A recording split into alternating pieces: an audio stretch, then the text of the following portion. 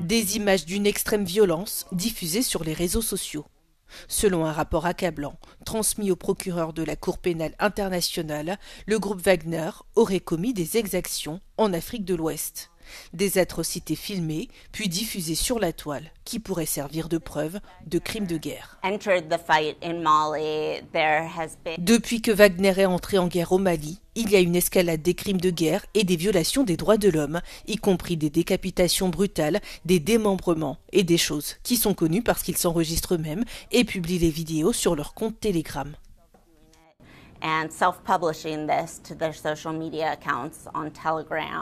Selon les observateurs, cette nouvelle stratégie donne lieu à des atrocités et à une déshumanisation que la région n'avait pas connue depuis des décennies.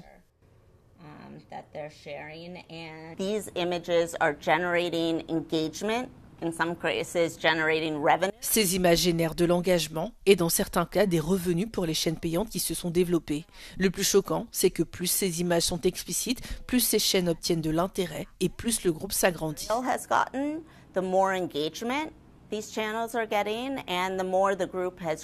Début juin, le groupe Wagner a annoncé son retrait officiel du Mali. Moscou est soupçonné d'avoir développé une force rivale pour maintenir le contrôle sur la zone.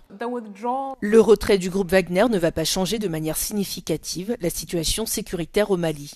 Au contraire, la Russie a l'intention de rester dans le pays sous la forme de ce que l'on appelle désormais Afrika Korps, qui est toujours composé de forces de Wagner. Nous devrions donc assister à une poursuite de la violence, en particulier de la part du groupe Al-Qaïda.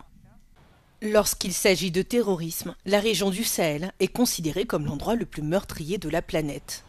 Selon l'Institute for Economics and Peace, la moitié des 8000 victimes du terrorisme dans le monde l'année dernière y ont été tuées.